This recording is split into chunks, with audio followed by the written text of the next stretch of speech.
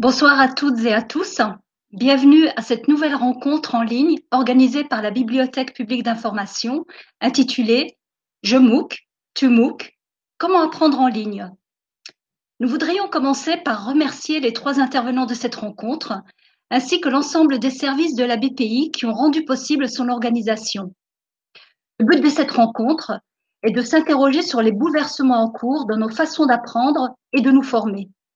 Internet a déjà changé notre quotidien et il continue d'impacter notre façon d'apprendre, tout particulièrement depuis le début de la crise sanitaire. Pour aborder ces sujets, je remercie chaleureusement Angie Gaudion qui va animer cette rencontre, ainsi que les 2 intervenants, Catherine Blairon et Pascal Plantard. À l'heure où les usages numériques explosent, où les ressources et formations en ligne se multiplient, quelle nouvelle façon d'apprendre s'esquisse-t-elle en cette période de crise sanitaire? Comment apprentissage en présentiel et à distance, en groupe ou en autonomie, tente-t-il de se conjuguer? Quelle place pour les MOOC, cours en ligne ouverts à tous, dont la consultation a explosé ces derniers mois?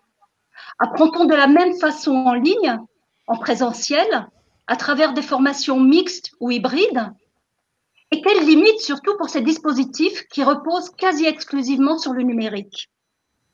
Pour répondre à toutes ces questions, je suis ravie d'accueillir nos 2 intervenants, Catherine Blairon et Pascal Plantard, que je ne présente pas plus, puisque je vais laisser tout de suite la parole à Angie Gaudion, qui va faire l'animation de cette rencontre.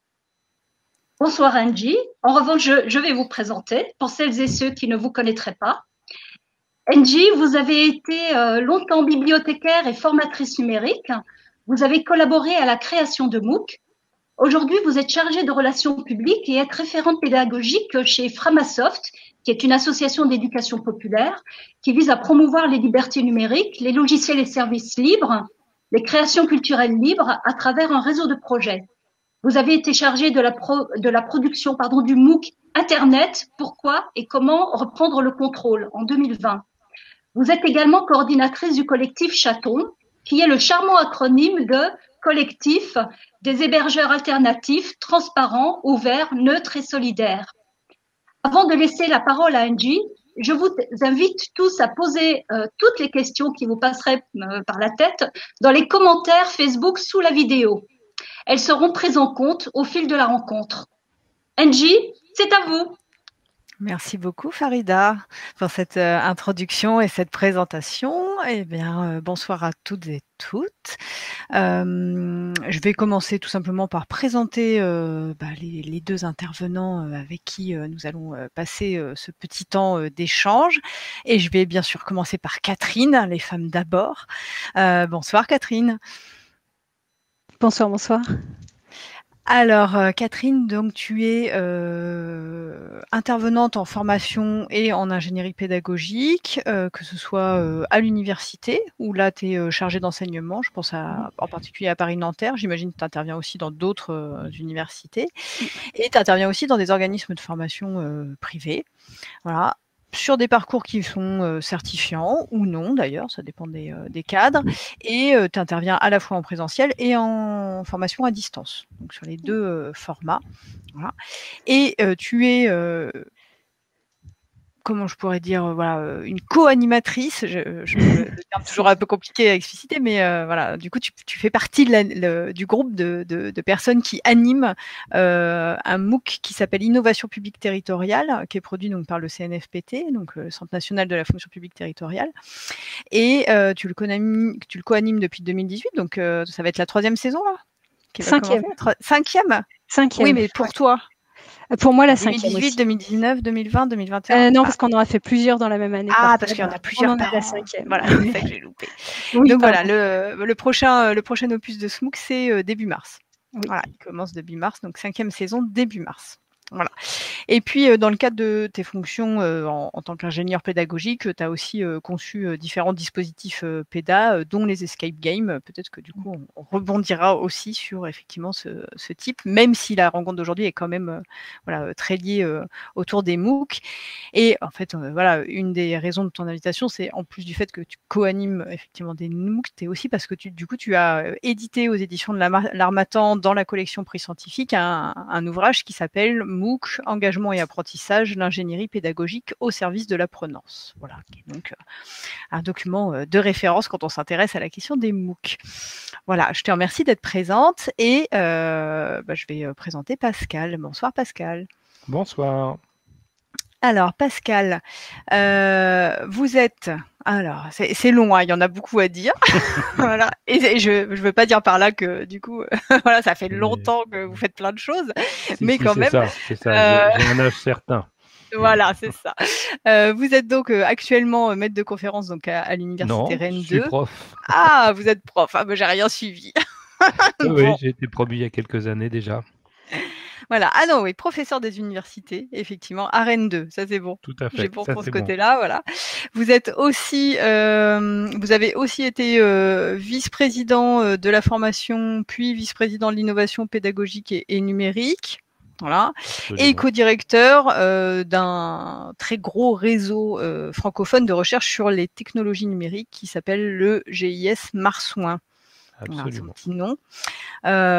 Vous êtes aussi membre du groupe qui s'appelle Métacognition. C'est dommage, on pourrait en parler voilà, en détail parce que je pense qu'il y a plein de gens qui ne savent absolument pas de quoi on parle au sein du Conseil scientifique de l'éducation nationale. Et vous êtes aussi expert auprès des académies des sciences, des technologies et de médecine, de l'Agence nationale de la recherche, du Conseil national du numérique et de différentes revues internationales. Bref, voilà, votre expertise n'est plus approuvée.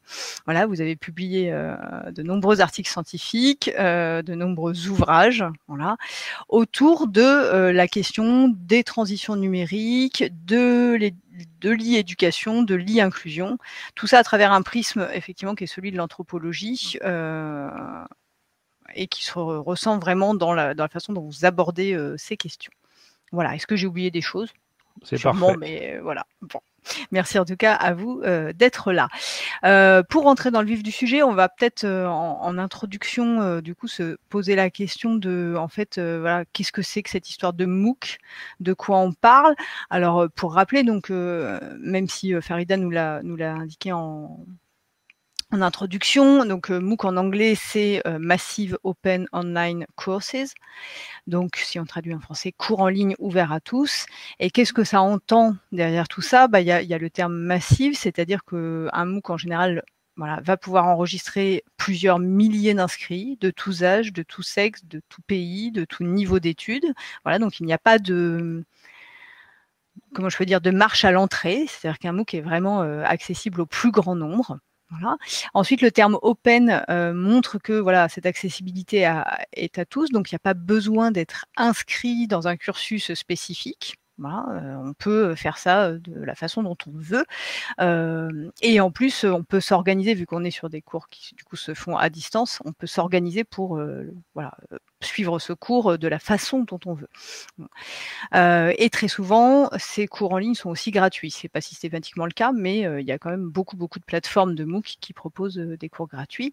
Bien sûr, le online, le cours est en ligne, donc diffusé sur Internet, avec des plateformes donc, qui permettent effectivement des interactions entre les apprenantes. On reviendra en détail peut-être sur ces fonctionnalités-là. Et enfin, voilà, le course pour le cours. Ça veut dire que derrière, on a des objectifs pédagogiques, il y a des pédagogues, des personnes qui ont vraiment pensé du coup le sujet et la façon dont ce sujet doit être appris pour que ce soit le plus facile en termes d'apprentissage pour les personnes qui s'y inscrivent. Voilà, donc ça c'est vraiment un petit élément de détail. Peut-être que vous avez d'ailleurs, soit l'un, soit l'autre, des éléments à préciser par rapport à cette description. Et peut-être qu'on pourrait rentrer dans le détail. Voilà, quelles sont, voilà, selon vous, les principales caractéristiques d'un MOOC et en quoi ça diffère d'un cours en ligne plus traditionnel qui serait ce qu'on connaît d'ailleurs sûrement pour une partie des personnes présentes depuis qu'on ne peut plus aller dans les universités ou dans les classes diverses et variées des écoles. Voilà. Est-ce qu'on a des différences entre un MOOC et un cours en ligne? Peut-être, je ne sais pas, Catherine? Oui. Oui, alors bien sûr, j'ai envie de dire, sinon il n'y aurait pas de mots, mais oui, effectivement, les principales caractéristiques, mais la principale caractéristique, c'est qu'il est ouvert à tous, sans limite de quoi que ce soit, comme tu l'as dit très, très justement. Donc on peut être un enfant et s'inscrire à un MOOC si on veut. On peut être un béotien ou quelqu'un qui s'y connaît super bien et s'inscrire à un MOOC. On peut faire un MOOC américain tout en restant chez soi en France. Voilà, on peut, ou américain ou autre chose, mais on peut vraiment, il n'y a pas de limite à ça en fait. Et c'est tout l'intérêt et la beauté des MOOC que d'être des savoirs extrêmement sérieux et travailler sérieusement et par des pros, mais ouverts à tout le monde. Et nous, on a eu, moi, je me souviens de quelqu'un qui était du Congo qui a découvert notre MOOC lors d'une visite en France en fait et qui était émerveillé de pouvoir avoir accès à tout ça de partout quoi, qu'il soit chez lui ou en stage chez nous. Et ça paraît, je sais pas, suivant notre culture en fait, ça peut paraître quelque chose d'évident ou au contraire quelque chose que moi je trouve magnifique. Vraiment cette accessibilité du savoir à tous. C'est quelque chose de très beau. Et après, sur la gratuité, effectivement, un MOOC est normalement par définition gratuit. Ce qui est souvent vendu, c'est la certification, c'est-à-dire une attestation de réussite finalement qui dit, tu as passé avec brio la certification finale. Et là, parfois, pour obtenir cette récompense, hein, on va dire, on paye sur certaines plateformes, pas sur toutes. Voilà. Peut-être un élément pour compléter et interroger, il y a aussi le fait que très souvent des cours en ligne se passent en simultanéité d'apprentissage, c'est-à-dire qu'on va regrouper l'ensemble des participants à un temps donné face à un enseignant. Alors que dans un MOOC, on peut avoir des temps d'apprentissage qui vont être du coup pas du tout simultanés entre l'ensemble des personnes qui suivent le même MOOC.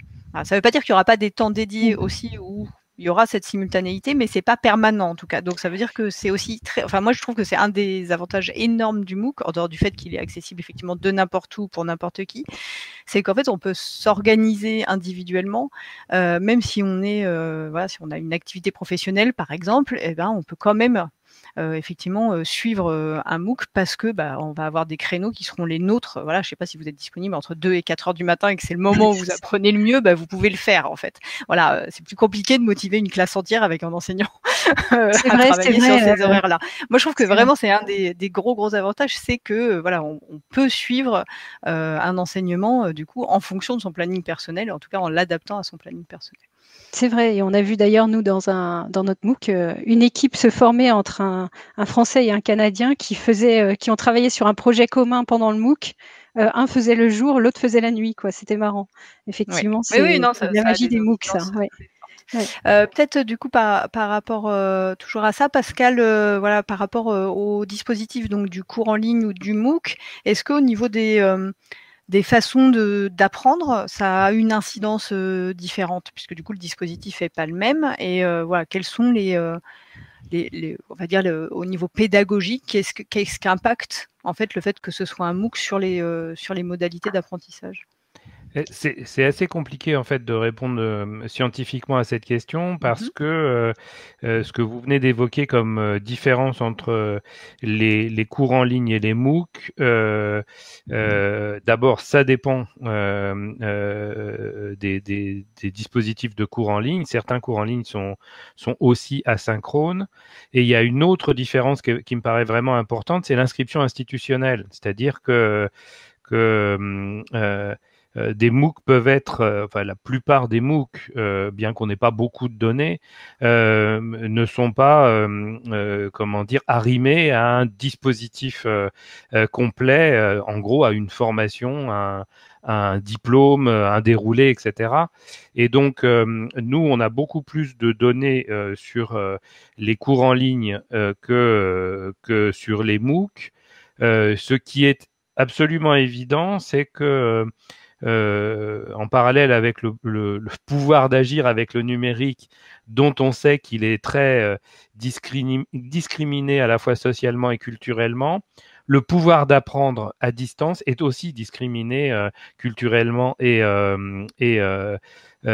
socialement. Et la période qu'on vient de vivre démontre bien que il y a que, pour faire simple, ce qu'on va appeler l'autodidactie ou l'auto-formation, ça fait partie des métacompétences dont on parlait tout à l'heure, hein, des compétences qui sont plutôt l'apanage de gens qui ont été préalablement pas mal formés.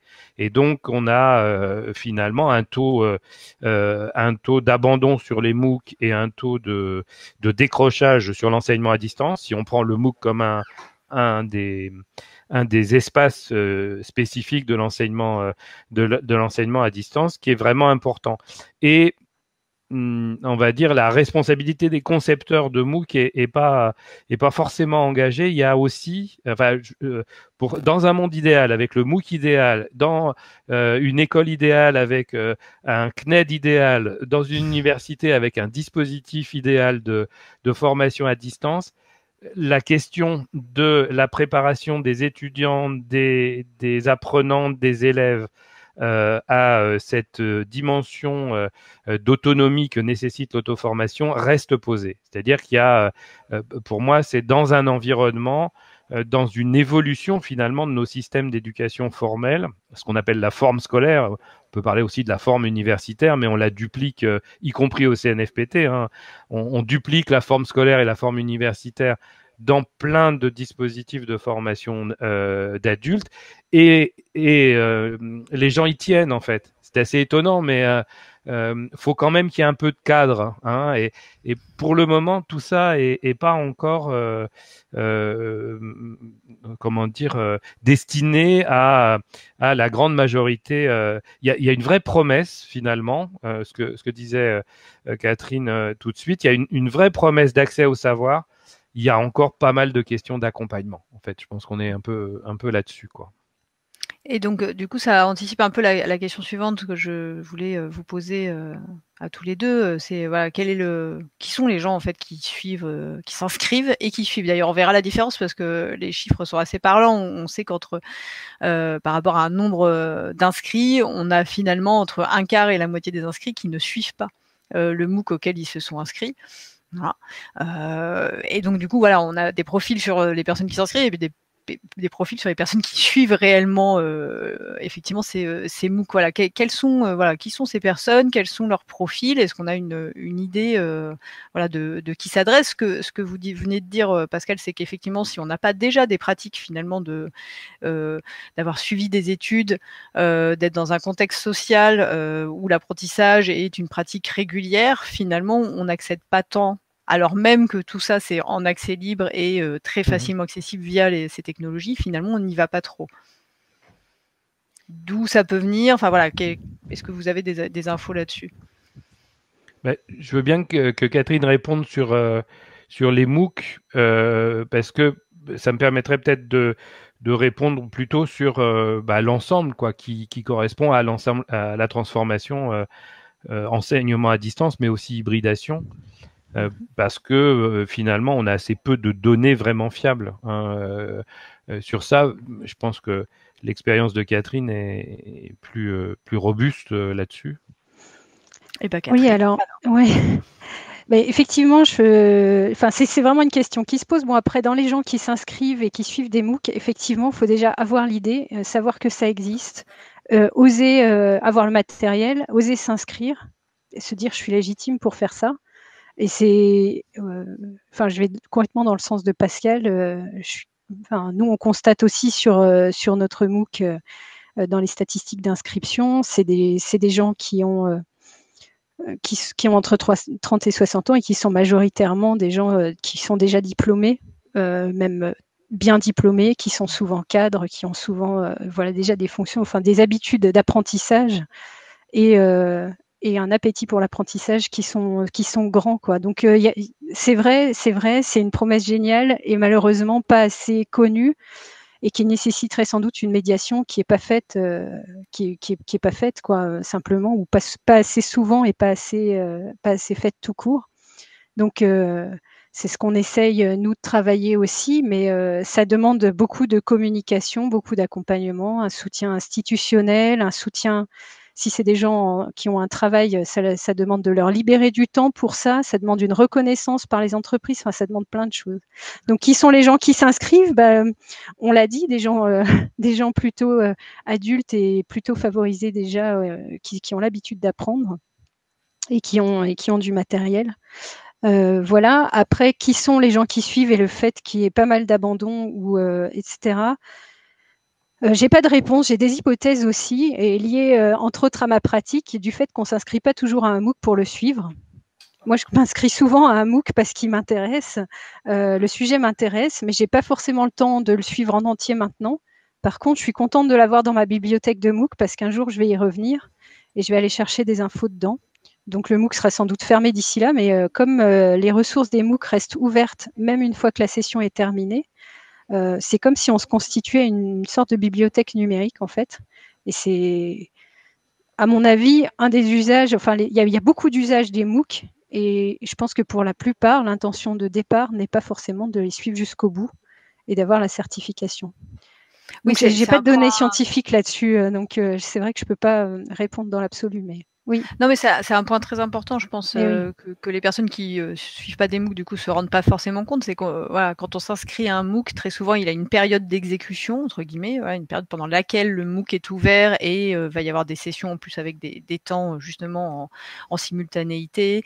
Et donc, il y a une fin, entre guillemets, de réalisation du MOOC. C'est pour ça qu'on parle de session de MOOC. D'ailleurs, tu disais tout à l'heure, on est à la 5e session, donc voilà, ça veut bien dire qu'il y a des sessions. Et pour autant, si on ne suit pas si on s'inscrit mais qu'on ne suit pas du tout la session, donc on ne fait pas voilà, la découverte des contenus, qu'on ne rend pas les exercices qu'il y a à faire, qu'on ne participe pas au temps d'échange, etc.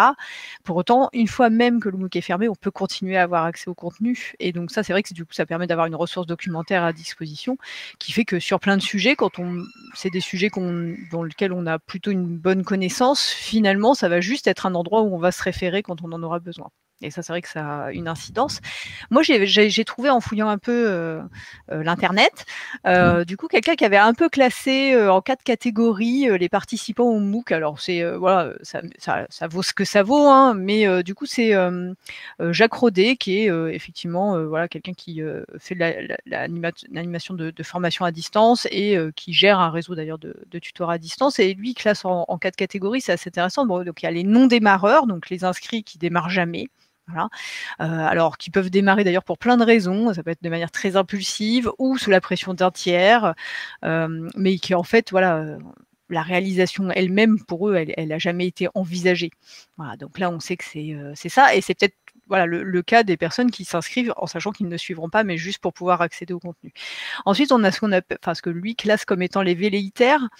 Donc, ils sont plutôt des personnes qui s'inscrivent au MOOC dans l'idée vraiment de le compléter, mais qui confrontés à peut-être soit trop de connaissances à acquérir, soit des résultats moyens aux tests qui sont faits au fur et à mesure, finalement va se décourager parce que justement, y a pas l'accompagnement pédagogique, pour le coup, il a lieu pour l'ensemble des participants à MOOC, et donc en fait, il n'est pas individuel. Et donc là, ça génère des situations qui sont compliquées parfois en termes de motivation, tout simplement. Donc il y a une démotivation qui se fait, et c'est après c'est pédagogiquement comment on peut accompagner ces personnes pour qu'elles aient davantage de soutien finalement que les autres. Le troisième profil, c'est les picoreurs. Voilà, ceux qui viennent chercher une partie du MOOC. Voilà, eux, ce qui les intéresse, c'est le point 3.8 du MOOC. Donc, tout le reste, ils n'en ont absolument rien à faire. Et donc, ils vont venir que pour ça. Et c'est très bien, d'ailleurs. Enfin, je veux dire, c'est l'intérêt d'avoir un cours ouvert, c'est qu'on peut y faire ces éléments-là. Ce qui, parfois, du coup, fait que on a du mal à savoir si c'est pas très clair pour eux ou s'ils le disent pas, parce que parfois, on n'ose pas trop dire qu'on vient finalement que pour cet aspect-là. C'est parfois compliqué pour les animateurs et les animatrices du MOOC, du coup, d'arriver à gérer ce genre de situation, mais ça se fait. Et puis vous avez les déterminés qui sont les personnes qui s'inscrivent au MOOC avec l'intention d'obtenir la certification à la fin. Voilà, parce qu'il y a un enjeu pour eux, alors soit professionnel, soit personnel, mais vraiment très fort, et qui donc vont se donner les moyens, vont trouver l'organisation, vont réussir, en tout cas à suivre le MOOC dans sa globalité. Et où là, du coup, il y a un investissement vraiment, vraiment très important. Alors, c'est compliqué d'avoir des stats en se disant, tiens, il y a quel pourcentage de chacune de ces catégories. Je pense que chaque MOOC, en plus, c'est très, très différent. Ouais.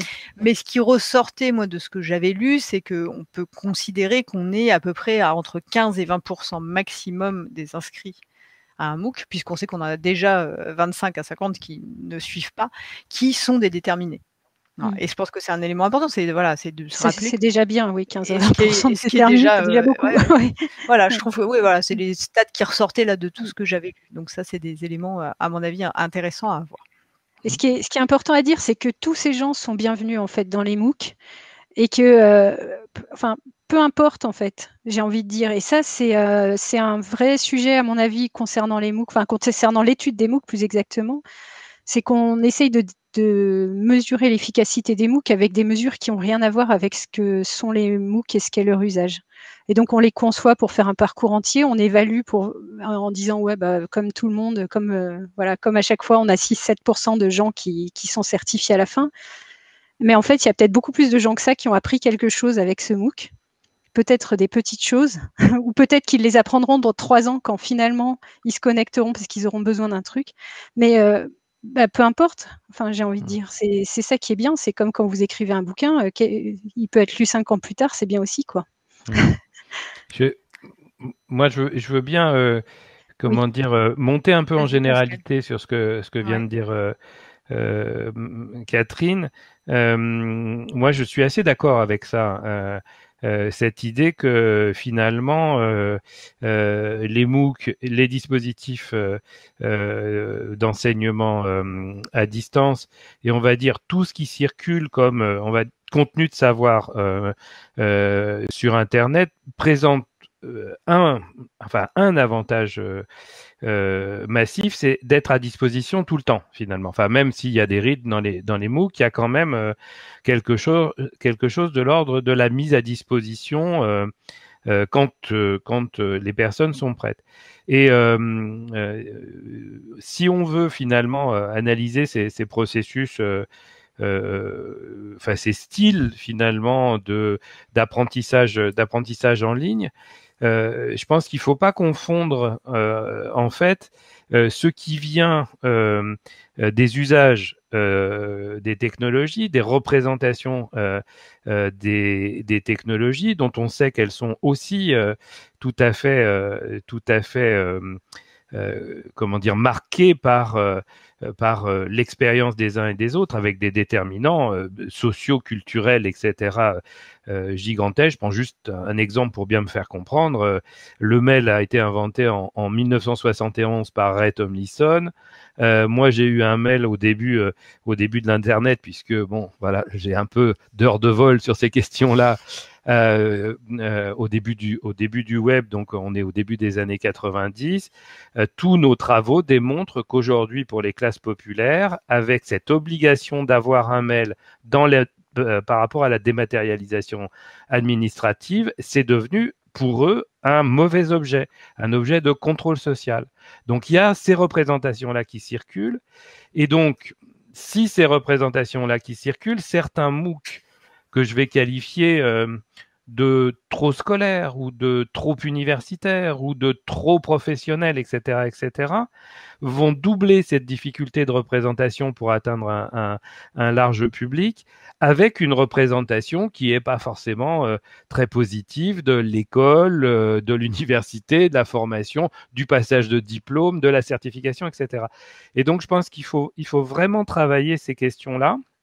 C'est-à-dire qu'on a besoin finalement de médiation numérique, comme le disait Catherine tout à l'heure, mais aussi d'accompagnement pédagogique en même temps. C'est-à-dire que chez les gens qui n'ont pas de problème avec les technologies et un bon rapport à l'école, tout va bien sur le meilleur MOOC du monde, si vous voyez ce que je veux dire. Alors que on sait bien que pour les plus vulnérables, en général, c'est très compliqué avec les technologies, et en même temps, le rapport au savoir est vraiment complexe. Et donc, voilà, peut-être que nos dispositifs, y compris certains MOOC, hein, peut-être que nos dispositifs hybrides ou d'enseignement à distance sont encore trop marqués par une vision que je qualifierais de scolarocentrée en fait de l'apprentissage.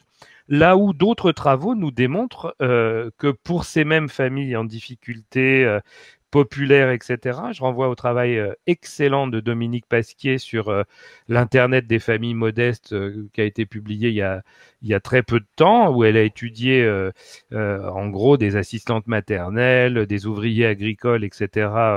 En milieu rural en Normandie. Et elle a découvert deux choses extraordinaires par rapport au savoir. C'est la surutilisation des tutoriels sur YouTube. Alors là, on parle pas de MOOC, mais on parle quand même d'enseignement à distance. Parce que les tutoriels sur YouTube, c'est quoi?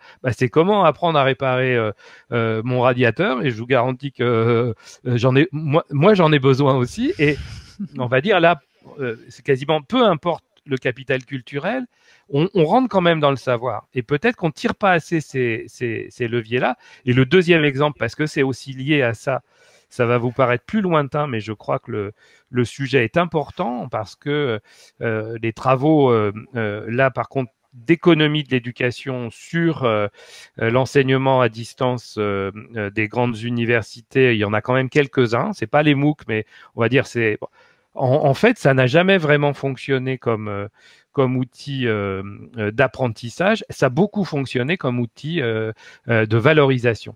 C'est-à-dire qu'une partie des MOOC produits par Stanford, produits par le MIT, produits par les grandes universités américaines, sont produits comme des produits d'appel. Eh bien, même chose, je reviens au travail de Dominique Pasquier, produit d'appel, notre public populaire, là, il n'utilise pas du tout Amazon, il va sur Le Bon Coin. Vous voyez bien, je suis pas dans le savoir, là, je suis dans autre chose, mais vous voyez bien que les écarts sont du même ordre et qu'on aurait probablement intérêt pour réaliser la promesse du MOOC. Enfin, moi, je partage vraiment ça.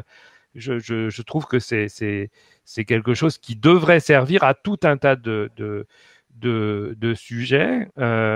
Pour réaliser ça, il faut probablement partir à la fois des pratiques d'apprentissage et des pratiques numériques des gens où ils en sont.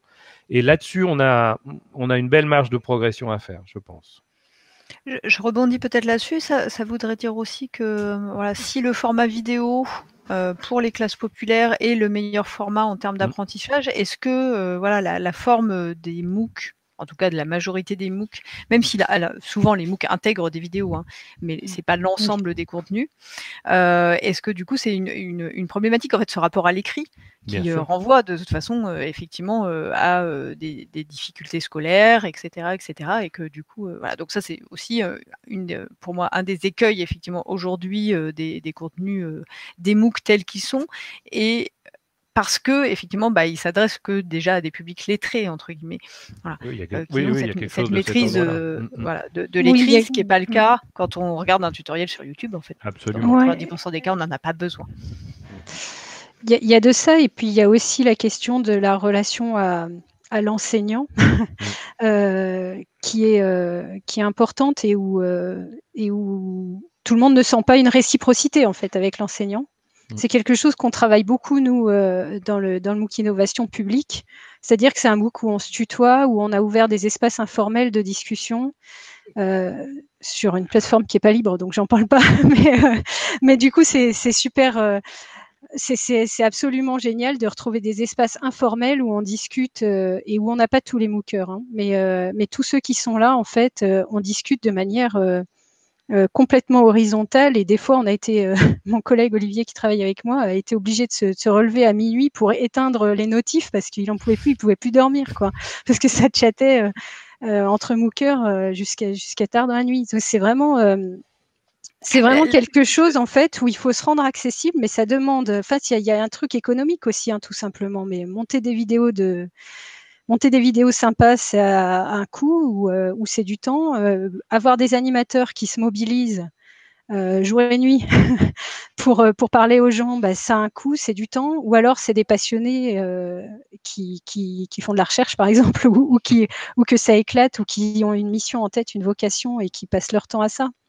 Mais est-ce que par il y a rapport une à ces réalité qui est... coûts, Ouais. il n'y a pas, parce que je pense, tu vois, au tutoriel YouTube Oui, là, plébiscité c'est effectivement par du... les classes populaires, et là, très clairement, les 3 quarts du temps, la vidéo, elle est pas Elle de est pourrie, ouais. qualité, elle est pas très bien montée, le son, il est pas terrible, et pour autant, le savoir y passe. C'est vrai, c'est vrai. Donc peut-être Ouais. que aussi dans les cadres de conception des MOOC, on a aussi des degrés de voilà, de vouloir faire vraiment le mieux possible, qu'on s'impose, voilà, alors même que finalement, c'est peut-être pas tant cette forme-là. Enfin voilà, on n'a pas besoin d'être dans une excellence de la forme pour arriver à faire passer des contenus et des savoirs, des savoir-faire. Voilà. Mais ça, On je a eu pense que cette c'est question, ouais, super concrètement, dans le nôtre en tout cas, si je peux. Ouais. ouais, bien sûr, ouais, c'est toujours Ouais. intéressant. Ben, on était dans un contrat avec un prestataire et en fait qui faisait des vidéos donc professionnelles quoi, mais qui nous convenaient pas, qui n'étaient pas congruentes avec ce qu'on voulait faire. Et finalement, nous on les a faites nous-mêmes. On avait dans l'équipe une chef de projet qui savait bien dessiner, un gars débrouillard qui avait une fille étudiante en design. Et du coup, elle a fait des dessins. Nous, on avait écrit les textes déjà. Elle a fait les dessins. Et en fait, en les gommant et en les repassant à l'envers dans un logiciel, on a réussi à faire un scribing fait maison. Donc, on voit un peu les traces de gomme et tout. C'est un côté artisanal. Mais comme nous, on incite les gens à passer à l'action et à partager, même quand c'est pas parfait, parce que ce qui compte, c'est de faire pour pouvoir éventuellement recommencer, mais se lancer. Ben, on était vachement content de ça et ça rend, c'est à la fois congruent, à la fois ça rend, justement, c'est ce que dit Pascal, quoi, ça rend le truc accessible en fait. C'est pas une vidéo institutionnelle avec quelqu'un qui est en Absolument. chemise et en cravate en train de parler.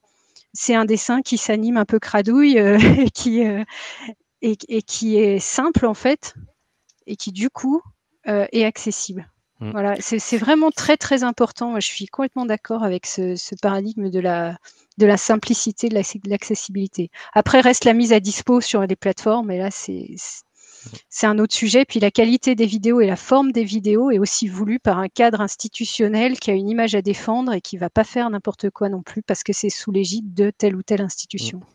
Justement, du coup, j'allais rebondir et vous poser la question, c'est en fait, qui sont les institutions, les organismes qui produisent ces MOOC, en fait, voilà. Parce que du coup, ça va nous donner beaucoup d'infos sur finalement, bah, la forme va aussi avec qui sont les donneurs d'ordre, entre guillemets, et les financeurs. Moi, avant de répondre à cette question, j'aurais bien réagi sur ce que venait de dire Catherine, sans l'éluder. On essaie de la garder 30 secondes, mais je trouve que c'est important de poser ce qui vient d'être dit sur finalement la cohérence pédagogique. C'est peut-être la grande différence qu'il y a entre ingénierie de la formation et donc ingénierie du MOOC qui doit être préparé, scénarisé, filmé, etc. Et puis l'autre partie d'ingénierie qu'on a un peu de mal à qualifier d'ingénierie, qui s'appelle la pédagogie finalement, parce que dans la pédagogie en présentiel, on adapte tout le temps. Or, les travaux sur les usages démontrent, alors là, il y a un consensus international là-dessus, et la plupart du temps, on se réfère à Michel de Certeau sur cette question-là, démontre que finalement, l'usage des technologies, quand il s'installe en normes sociales d'usage, c'est-à-dire en normes collectives, Facebook pour les réseaux sociaux, par exemple, dans comment s'est installé Facebook comme référence des réseaux sociaux et qu'ils s'articulent tous autour, il y a toujours un processus de détournement collectif. Et donc, ça oblige vraiment à sortir du techno-solutionnisme ou des positions techno où finalement la technologie va tout résoudre et elle doit être très léchée. Non, non, les gens ont besoin de musarder. Dans mon vocabulaire anthropo, ça s'appelle butiner. Ils ont besoin de braconner, c'est-à-dire de détourner les objets pour se les approprier. Et là-dessus, peut-être qu'on reviendra dessus tout à l'heure, je peux vous garantir que là, on a des données sur ce qui s'est passé auprès des enseignants pendant le confinement, qui est une démonstration grandeur nature de ce que je viens de dire. Et donc, je rebondis, peut-être qu'on reparlera du confinement tout à l'heure. Il me semble, alors moi, j'ai pas beaucoup de données, mais je connais très bien mon territoire qui est la Bretagne. Assez clairement, en Bretagne, ceux qui se sont engagés le plus massivement et de manière la plus intense dans les MOOC, c'est les écoles d'ingénieurs. Et clairement, on a assisté au démarrage des MOOC à essentiellement les écoles d'ingénieurs techno. Et on avait une espèce de concurrence de MOOC sur le territoire entre Télécom Bretagne, l'ENS qui est chez nous et telle ou telle autre école d'ingénieurs. Et ça rejoint un peu ces travaux un peu généraux là sur l'enseignement à distance qui décrivent que peut-être qu'en termes institutionnels, ça a été beaucoup utilisé finalement dans des processus de marketing, enfin de communication marketing. Et peut-être que justement, à partir du moment où on s'éloigne du projet un peu humaniste là du MOOC ouvert à tout le monde quand on est là-dedans, ce qui tire forcément vers des présentations qui sont probablement comment dire, plus léchées sur le plan des vidéos, sur le plan de la scénarisation, etc., etc. Et pour autant, à mon avis, qui s'adresse à un public beaucoup plus petit. C'est-à-dire que les écoles d'ingénieurs que je connais produisent des MOOC pour les ingénieurs. Même si c'est celle de l'école d'ingénieurs d'à côté, on voit bien que quand même le MOOC programmation en Python, j'ai essayé de regarder deux débuts c'est pas mon boulot, mais ça m'intéressait. On butine pas sur celui-là. C'est-à-dire qu'on prend pas le chapitre 3. Non, c'est donc voilà, je pense qu'on est probablement là-dessus. Après, effectivement, on manque quand même de travaux nationaux et il me semble qu'on est dans une acceptation un petit peu plus souple aujourd'hui après le grand boom en fait des MOOC il y a pas très longtemps non plus, voilà. Et juste pour conclure là-dessus, et ça m'intéresse beaucoup d'avoir l'expérience de Catherine là-dessus, je peux pas m'empêcher de faire un lien sur cette dimension-là avec ce qu'on appelle le soft power. C'est-à-dire finalement comment des sphères culturelles font en même temps qu'elles font une proposition technologique, une proposition culturelle. Et bon, pour ceux qui ne le savent pas, je vous rappelle que le web a été inventé en Europe, a été libéralisé en Europe, il est sur base de logiciels libres, tout ça s'est passé autour des années 90, et tous les GAFA sont américains. Eh bien, c'est pas que de la technologie, c'est aussi, on va dire, de la technologie et une offre culturelle générale qu'on appelle effectivement le soft power, et on voit bien que les appétits chinois sont du même ordre, qui sont en train de travailler aussi cette dimension-là. Du coup, pour rebondir, Catherine, ouais. Oui, alors Pascal, je suis désolée sur le soft power, je suis pas du tout assez savante. Non, c'est pas grave, mon expérience est plus micro, mais par contre, enfin plus pédago, quoi. Par contre, j'avais envie de rebondir sur ce que Pascal a dit assez au début de son intervention, je crois, sur la pédagogie du présentiel où on s'adapte beaucoup. Et sur le fait que les MOOC, finalement, étant programmés à l'avance, etc., sont relativement peu souples de ce point de vue-là. Le nôtre, c'est sa particularité. Il a été co-conçu avec ses usagers depuis le départ, et à la fois en amont et pendant. En particulier pendant le confinement. Sur la saison 4, ça a été vraiment flagrant, au point que maintenant, les MOOCers sont nos alliés sur d'autres dispositifs, quoi. Ils viennent nous aider à animer des ateliers et tout. Ils sont trop forts. Donc, on les remercie. Il y a des multirécidivistes, des gens, c'est la 5e saison qu'ils font avec nous. Donc, voilà. Mais on a quand même essayé, du coup, et on a fait un MOOC qui demande son avis aux gens et qui s'adapte à leurs questions. Par exemple, un exemple de ça, c'est que pendant le MOOC saison 4, donc le MOOC qu'on a lancé en une semaine pendant le confinement, quand on a su qu'on allait être confiné, en fait, on avait prévu de lancer le MOOC début mai et on l'a lancé mi-mars, quoi. Le truc, on était assez sans filet sur ce coup-là. Les gens nous ont dit à un moment, c'est bien de mettre le MOOC en ligne. Les MOOC sont mis en ligne traditionnellement chaque semaine, en fait. Semaine par semaine, vous avez la semaine 1, le premier lundi, ensuite deuxième lundi, semaine 2, etc. Et là, ils nous ont dit, c'est bien d'avoir les semaines le lundi, mais nous, on voudrait les avoir le dimanche. Bon. Donc, avec Olivier, donc l'autre animateur du MOOC, on s'est dit, on fait quoi? Ben, allons-y, on va bosser le samedi au lieu de bosser le dimanche. Et on a mis en ligne le MOOC le dimanche matin. Donc, on préparait tout rapidement et on mettait en ligne le dimanche matin parce qu'ils nous l'ont demandé, en fait. Et c'est pareil, avec eux, on leur a dit quand est-ce que vous voulez avoir un temps de regroupement dans la semaine tous ensemble. Ils ont massivement dit le jeudi à 16h30. Et ben le jeudi à 16h30, on avait du monde, quoi. C'est vraiment extraordinaire, en fait, de vivre cette expérience, de pouvoir s'adapter à la demande d'un public relativement nombreux. Et je reste humble parce que sur les 3800 inscrits à peu près qu'on a eu, 3700, 3800, des gens qui participaient. En fait, notre plateforme de live est limitée à 85 participants, donc on avait 85 personnes sur les 3700. Donc, il faut rester humble aussi sur la portée de nos lives. Hein. Voilà. Mais voilà. Mais on a vécu cette expérience de s'adapter. Et c'est un truc, par contre, en termes d'investissement qui est énorme, quoi, pour les animateurs.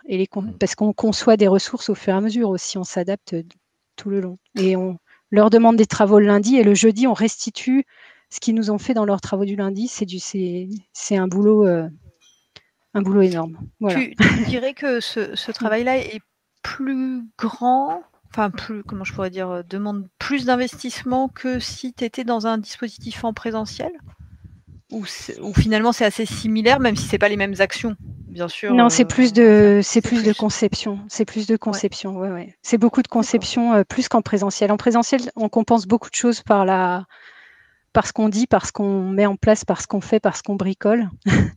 À distance, le bricolage est beaucoup moins possible. Et on peut moins compenser par la présence. On n'est pas présent. On est présent 1 heure par semaine. Donc voilà. Ouais. Je pense que ça, tous les enseignants en ont fait l'expérience pendant le confinement. C'est un travail énorme de préparation. Mais les parents d'élèves s'en rendent pas forcément compte d'ailleurs. Ça a été un vécu compliqué, je pense, pour beaucoup d'enseignants. Oui, surtout que c'est arrivé comme ça du jour au lendemain et que c'était pas, voilà, on n'avait pas 2 mois pour préparer. Voilà. Enfin, c'est ça. C'est ça. Il y a un certain nombre de gens aguerris qui s'en rendaient compte. Mais pour les autres, c'est pas forcément le cas. Je reviens peut-être du coup quand même à ma question parce que je pense qu'elle est importante aussi pour comprendre le contexte de production des MOOC. Donc voilà, Pascal y a répondu d'une certaine façon parce qu'il a dit du coup les écoles d'ingénieurs. Alors aujourd'hui, c'est pas que le cas, mais c'est vrai que c'est au tout début, en tout cas, voilà, les plus gros producteurs des MOOC étaient les universités et les écoles effectivement d'ingé principalement. Aussi pour une bonne raison. Enfin, moi, je pense qu'il y a une explication. C'est-à-dire que quand tu es une école d'informatique, déjà, tu sais que ton public cible sur ton MOOC, voilà, il a des compétences de base en informatique. Donc, tu évacues le frein qui est celui de la non-maîtrise des outils. Voilà. Donc c'est plus facile du coup d'avoir des personnes qui vont suivre ton MOOC parce que tu sais très bien que quelqu'un qui va s'inscrire à un cours sur Python, a priori, il est hyper à l'aise avec l'utilisation d'un ordinateur. Ça aide, effectivement. Mais par contre, voilà, ça exclut effectivement beaucoup de classes de la population. Donc ça a été le premier. Mais Catherine, donc le MOOC sur lequel tu es co-animatrice, lui est produit donc par le Centre national de la fonction publique territoriale, donc plutôt un organisme qui d'habitude fait de la formation continue. Absolument. Voilà, d'adultes. Est-ce qu'il y a d'autres types de producteurs de MOOC où on est plutôt sur les organismes de formation pour adultes et les universités, écoles, grandes écoles? Ou est-ce que vous voyez d'autres acteurs? Oui, il y a des entreprises aussi qui font des MOOC. Je pense à Eurotunnel qui avait fait un MOOC sur les métiers en fait qu'ils ont chez eux pour les faire connaître. Voilà, ça c'est un exemple de MOOC produit par une entreprise. Et on peut avoir. Du coup, était un MOOC ouvert au public, hein, vraiment. Ouvert à tous, pour découvrir les métiers en fait qu'ils proposaient chez eux et comme ça éventuellement pouvoir postuler après si ça nous intéressait. C'est assez chouette comme utilisation du MOOC également, hein, pour pouvoir faire découvrir un métier. Et puis il y en a d'autres, donc c'est vrai que ça reste. Et puis il y a beaucoup aussi de de musées, de centres culturels qui font ça, qui peuvent produire des MOOC pour valoriser leurs collections, leurs experts, etc. Donc ça, c'est peut-être aussi pareil, sur hein. les MOOC de Pôle emploi. Eh ben oui, Pôle exact. emploi a génial. produit énormément de MOOC pour accompagner les demandeurs d'emploi, du coup, dans l'apprentissage d'un certain nombre de fonctions, effectivement. Parce que c'est vrai que je pense qu'il y a plein de gens qui les connaissent pas, alors que c'est vraiment une base assez intéressante quand on est dans cette situation-là. Surtout que je pense que sur le plan justement de l'ingénierie pédagogique, on a intégré le fait que les demandeurs d'emploi n'ont pas toujours justement les bases de culture numérique pour utiliser, et donc je pense qu'il y a eu une prise en compte pour rendre du coup le contenu de ces MOOC beaucoup plus accessible, on va dire, à des personnes qui n'auraient pas un niveau de culture numérique important. Et je trouve que de ce côté-là, c'est une très très bonne réussite. Et puis je rebondis parce que du coup on nous a posé la question sur les thématiques des MOOC, c'est-à-dire est-ce qu'on a une répartition, en gros quelles sont les thématiques les plus utilisées dans les MOOC. Alors j'avais trouvé une petite étude qui avait fait ça, alors qui date d'il y a quelques années, donc elle devrait être mise à jour, je pense, parce que peut-être qu'en 2020 ça a bien changé avec le confinement. Je pense que de toute façon tout a été quand même beaucoup modifié parce que globalement, les centres d'intérêt ont aussi pu varier, parce que d'un seul coup, quand on se retrouve dans une période sans emploi, pour le coup, ces centres d'intérêt peuvent s'ouvrir, ce qui n'est pas toujours le cas quand on est dans un quotidien, tout simplement. Et donc, la thématique la plus large en termes d'utilisation des MOOC, c'est la catégorie des arts et des sciences humaines. Alors qu'on pourrait très croire que justement c'est l'informatique. Voilà. Et de fait, non, c'est la deuxième place. Informatique et technologie arrivent en deuxième place, mais vraiment arts et sciences humaines en premier. Ensuite, tout ce qui relève des sciences, où on est à peu près à 22% de MOOC. Ensuite, on a une grosse catégorie business, économie, monde de l'entreprise, management, qui représente quasiment 20% de ces MOOC. Et enfin, les mathématiques, bizarrement, qui sont quasiment à 10%. Alors là, j'avoue que moi, ça m'a toujours aidé. Je me suis dit, waouh, les mathématiques, c'est déjà pas simple en présentiel. Alors j'imagine, en MOOC, ça doit être hyper compliqué à animer. Mais apparemment, du coup, il y a énormément de contenus qui sortent autour de cette matière-là. Voilà.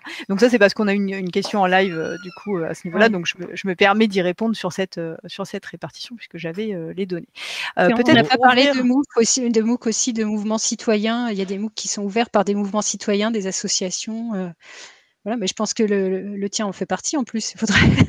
Oui, tout à fait. Oui, par exemple, c'est vrai que je ne fais pas la pub pour le mien. Colibri, voilà. Mais voilà, oui, j'ai été pingée dans l'après-midi par le collègue qui est webmaster du mouvement Colibri, et où effectivement on a coproduit Framasoft et le mouvement Colibri du coup un MOOC sur les outils collaboratifs numériques, et qui me disait tiens, ce sera l'occasion d'en parler, donc voilà, c'est fait, petite dédicace bien joué, à ce niveau-là.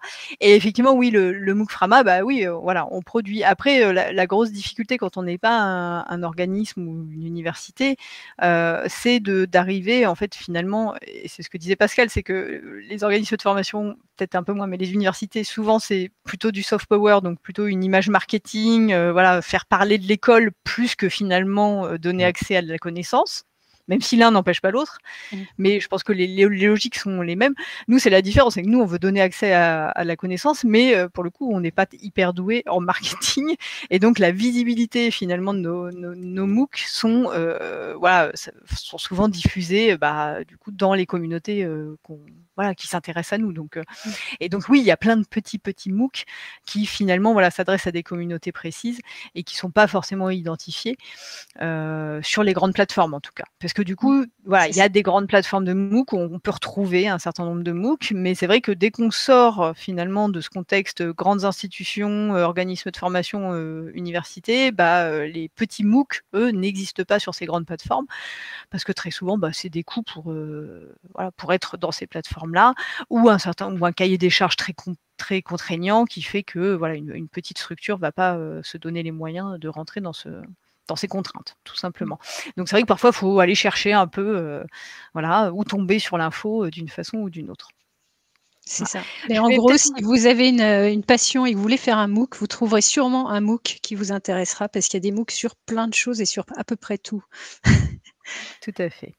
Je vais peut-être du coup ouvrir parce que je vois qu'on a, voilà, on a déjà passé la plupart du temps qui nous était octroyé, Ah oui, qu'il nous reste 20 minutes. Ouais, ça passe très très vite. Sur justement voilà, qu'est-ce qui a changé avec le confinement, alors que ce soit, je pense, au niveau des MOOC et de façon générale, l'explosion des usages numériques, des formations en ligne. Voilà, et donc aussi des modalités, que ce soit côté enseignants, producteurs de contenu ou voilà, internautes intéressés. Je ne sais pas si peut-être Pascal pour alterner aussi. Voilà, Et puis c'est voilà, c'est votre sujet. Je peux poser le cadre général puisque on a déjà publié. Donc, on avait la chance d'avoir des gros programmes de recherche sur ces questions d'usage du numérique pédagogique et on a fait des grosses enquêtes sur les collégiens, les familles et les enseignants en 2019. Donc, on avait un socle. Pour faire simple, on savait d'où on partait. Oui, Et j'ai remobilisé mon équipe dès le début mars pour reproduire ces enquêtes. Parce que ce qui est vraiment très très compliqué, en fait, on a plutôt tendance avec les enquêtes PISA ou les enquêtes OCDE, on nous classe à l'international, etc. L'éducation comparée internationale, c'est quelque chose d'excessivement compliqué. Enfin, la représentation, on parlait des mathématiques tout de suite, mais la représentation des mathématiques d'un Russe et d'un Français n'a rien à voir. Donc, les résultats des élèves russes et français partent aussi de ces représentations. Donc, moi, j'y crois pas trop, en fait, à ces classements internationaux, et je préfère avoir ce qu'on appelle des études de cohorte, des études longitudinales, et ça correspond bien aussi à la profondeur historique que souhaitent toujours avoir les anthropologues. Donc, en gros, on va dire, pour pas être trop long, les familles n'étaient absolument préparées à rien et comment dire, elles reçoivent de plein fouet depuis des années et des années ce message médiatique complètement farfelu et pourtant très puissant de la génération Y et du digital native. Donc le grand problème dans les familles, c'est ce qu'on appelle, nous, le dessaisissement parental. Tous les gens qui ont des ados à la maison vont comprendre ce que je raconte. Ça veut dire que c'est très très difficile d'avoir une action éducative sur les questions numériques, d'autant plus quand les familles sont des familles vulnérables par ailleurs. Enfin, vous voyez, il y a quelque chose comme ça.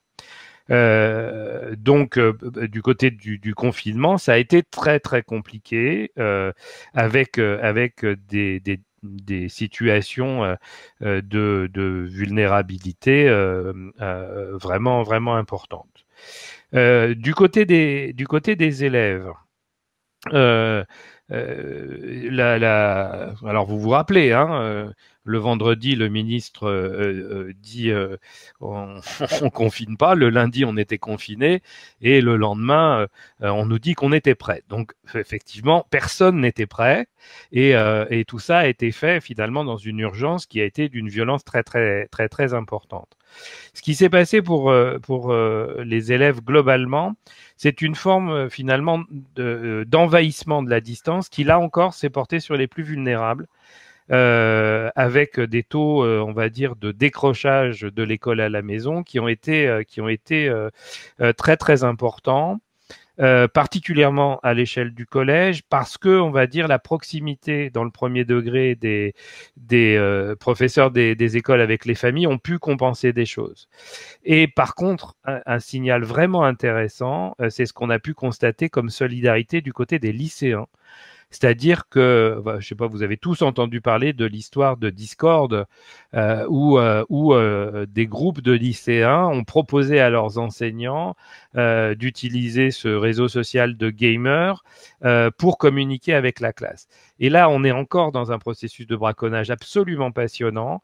Ce sont des lycéens qui sont en général à l'aise avec l'école, mais qui ne l'aiment plus dans sa forme traditionnelle, et qui vont faire passer des réseaux sociaux de pairs, là c'est les gamers, en réseaux sociaux de classe. On n'avait jamais vu ça.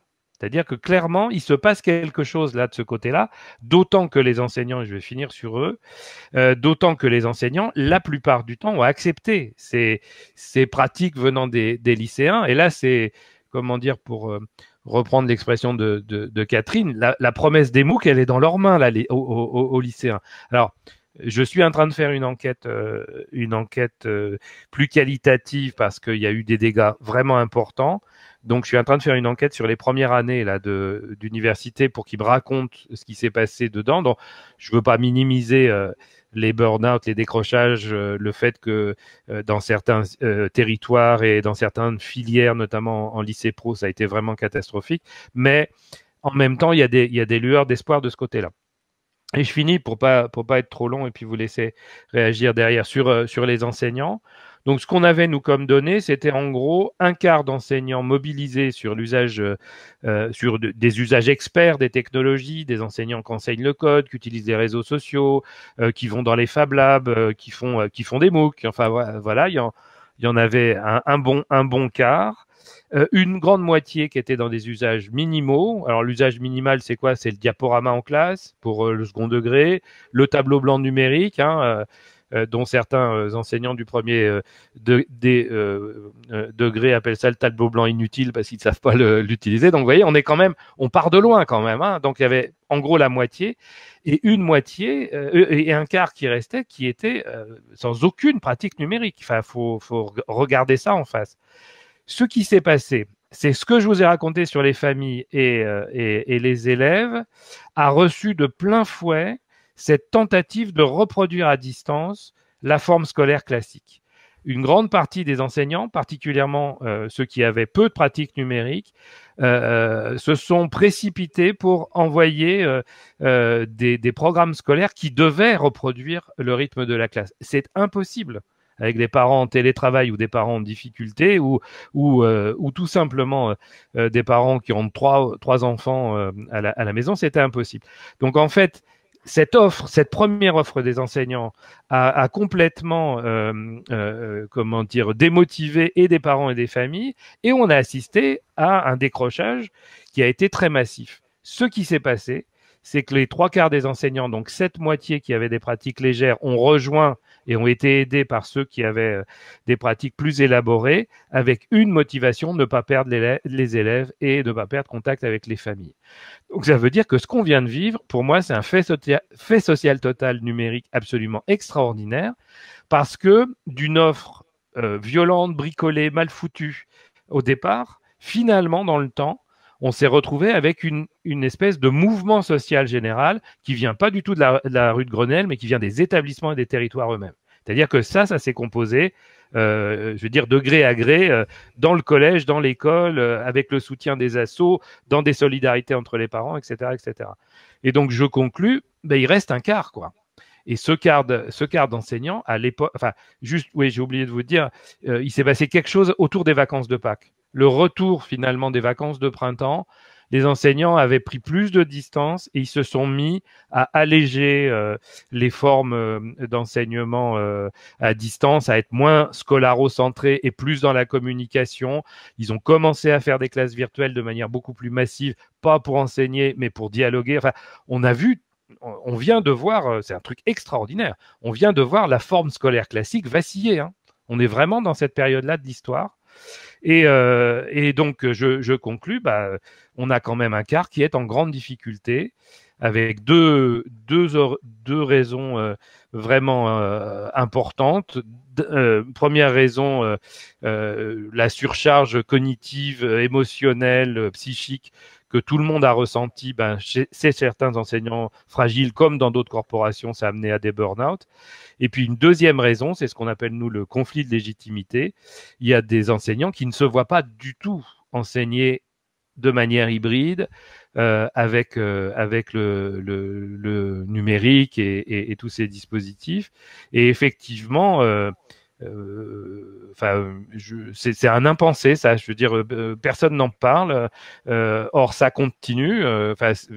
On a vraiment un quart d'enseignants qui est pas à l'aise encore aujourd'hui avec tout ça. Alors que globalement, on va dire, il y a eu une réaction vraiment intéressante, alors de la société globalement et des enseignants en particulier. Merci Pascal. Il nous reste 3 minutes. Catherine, est-ce que vous avez envie de rebondir là-dessus et peut-être davantage sur la formation soit continue, soit d'adulte, puisque là on est quand même plutôt sur le cadre scolaire et universitaire, dans ce que nous dit Pascal.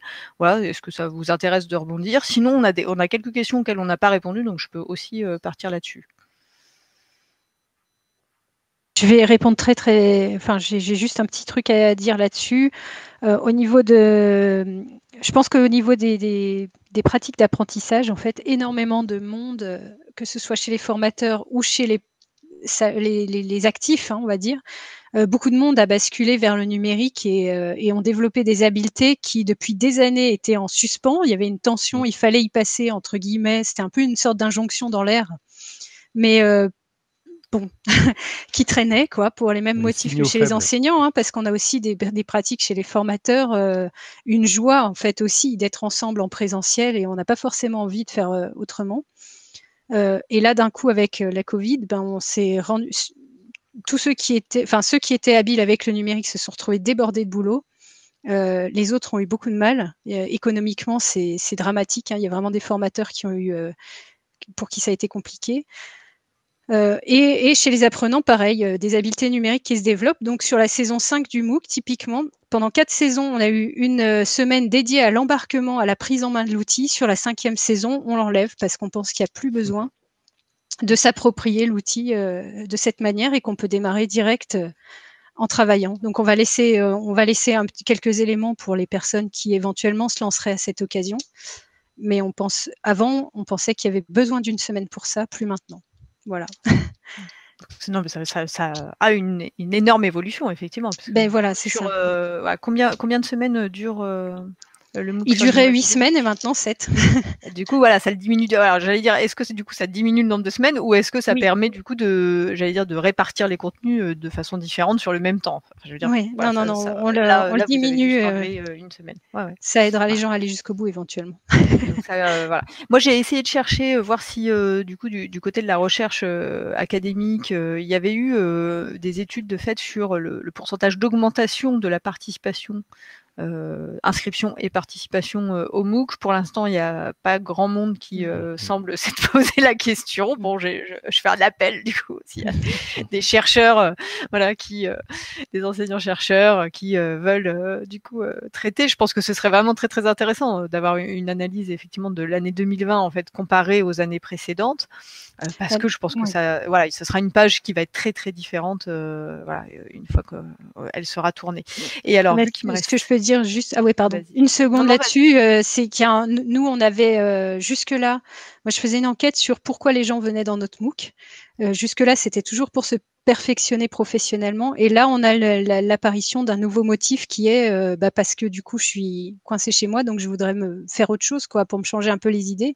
Et il y en a qui nous ont dit que ça les avait sauvés, quoi. Enfin, ça avait rythmé leur confinement et que c'était vraiment quelque chose d'important pour eux, psychologiquement, d'avoir ça dans leur vie à ce moment-là. Voilà. J'aimerais bien savoir pourquoi ils ont choisi l'innovation publique, du coup.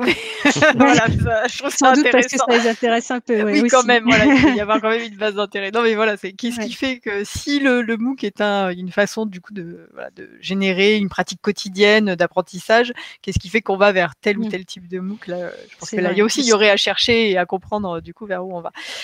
Je rebondis juste avant de vous remercier tous les deux. Oui, il y a une question qui était sur, beaucoup de participants se connectent depuis des pays francophones, africains notamment, tu l'as évoqué d'ailleurs Catherine, et FunMOOC signale que c'est le gros des inscriptions sur l'ensemble des cours. Qu'est-ce qui explique ce succès dans ces pays? Est-ce que l'un de vous deux a une réponse ou sinon je la prends oui, vas-y Catherine, je peux compléter derrière. D'accord. En tout cas, la réponse que j'aurais moi, c'est vrai que pour nous, il y a à peu près 15%, je pense, de personnes sur notre MOOC qui viennent de là. Et je pense que c'est dû au fait qu'il y a peu de formations disponibles, en tout cas sur les thèmes équivalents, de la même qualité gratuitement, quoi. Voilà. C'est ça. Oui, Pascal, ouais. Je valide la même chose. Je pense que il y a une longue tradition avec l'Agence de la francophonie de dispositifs à distance avant même les MOOC. Hein, ça doit avoir au moins une trentaine d'années d'existence. Donc, il y avait des infrastructures pour communiquer, ce qu'on disait tout à l'heure. C'est difficile de communiquer sur les MOOC. Et finalement, on voit arriver aujourd'hui des étudiants. Là où on voyait arriver des étudiants qui voulaient rentrer en licence, on voit des étudiants d'Afrique subsaharienne qui arrivent avec non seulement des formations dans leurs propres universités, mais des certificats de MOOC, d'enseignement à distance, etc., etc. Et vu effectivement, il se structure petit à petit, mais il y a quand même enfin, en termes de discipline, on va dire toutes les disciplines et tous les types de formations ne sont pas couverts en Afrique encore aujourd'hui. Et là encore, on est un peu dans le soft power quand même. Si la France peut garder cette influence là, d'autant que les étudiants africains ont tendance à suivre des MOOC qui sont arrimés à nos institutions et ensuite venir. Moi, ça m'arrive 2-3 fois par an d'avoir des demandes d'entrée en doctorat avec des gens qui ont des MOOC complémentaires venant d'Afrique, ce qui est absolument pas le cas des candidats européens, enfin des candidats français en particulier, mais européens. Le MOOC n'est pas vendu dans le CV universitaire, alors que pour les étudiants africains, c'est le cas. Donc ça, c'est important, je pense. Oui, tout à fait. Voilà. Et il y avait une dernière question qui portait sur le droit d'auteur, et je vais l'évoquer très très vite. En fait, c'est comme n'importe quel contenu. Voilà, les contenus d'un MOOC, voilà, que ce soit format vidéo ou écrit ou audio, enfin voilà, pour le coup, voilà, sont soumis aux mêmes règles de législation que toute production intellectuelle. Et donc, c'est forcément les producteurs des contenus qui vont décider du modèle sous lequel ils vont placer ces contenus. Donc, en fonction, effectivement, alors des plateformes ou de l'organisation, de l'institution qui est derrière, on va avoir des contenus qui sont placés sous la propriété intellectuelle, sous le code de la propriété intellectuelle, avec les règles qui s'appliquent au droit d'auteur. Et puis, vous allez avoir, je pense, les Colibri, par exemple, ou Framasoft. Quand nous, on fait des MOOC, forcément, tous nos contenus sont placés sous licence libre. Voilà. Mais ça va être, c'est des choix. Enfin, je veux dire, il n'y a pas de changement. Le contexte MOOC ou le contexte enseignement à distance n'a pas d'incidence en fait sur du coup ce dispositif droit d'auteur ou licence libre ou domaine public même si on veut aller jusque là. Voilà. Je vais donc m'arrêter et vous remercier vivement pour votre présence à tous les deux et toutes ces explications que vous nous avez données. J'espère que ça donnera envie aux personnes qui nous ont suivis ce soir de se lancer dans des MOOC, ou du moins qu'elles en savent plus sur ce dont il s'agit. La période est propice. Et je remercie bien sûr la Bibliothèque publique d'information de nous avoir proposé de discuter ensemble pendant cette grande heure que j'ai grappillé un petit peu quelques minutes. Et je laisse donc la parole à Farida pour le mot de la fin. Merci beaucoup à tous les deux. Merci à vous. Oui, merci beaucoup Angie. Écoutez, vraiment c'était super. La rencontre était vraiment très riche. Merci à vous également Catherine et Pascal pour votre intervention très claire et très intéressante. Je vous remercie en tout cas de vous être rendus disponibles et d'avoir répondu positivement dès que nous vous avons contacté. Je tiens également à remercier l'ensemble des collègues de la régie audiovisuelle et du service communication de la BPI qui ont permis que cette rencontre soit diffusée en direct et dans les meilleures conditions possibles. Comme cette rencontre était enregistrée, vous allez pouvoir la revoir tant que vous le souhaitez sur le compte Facebook de la BPI, mais aussi en replay sur notre web TV et dans quelques semaines aussi sur la chaîne YouTube de la BPI. Si le sujet vous intéresse, je vous invite à aller sur le site de la BPI où vous aurez à disposition la sélection de MOOC du service auto-formation. Et tout particulièrement, j'attire votre attention sur le MOOC le plus récent du Centre Pompidou, Elles font l'art, qui est consacré aux femmes artistes et qui rencontre un très grand succès puisqu'il atteint déjà plus de 28 000 inscrits et qu'il est sur le point de battre un record parmi les MOOC culturels francophones. Dans le même temps, vous pourrez aussi découvrir un article assez complet sur les MOOC dans le magazine en ligne de la BPI, Balise. Je vous mettrai tous les liens dans les commentaires. Voilà, merci encore une fois à toutes et à tous et très bonne soirée. Au revoir. Au revoir. Merci, au revoir.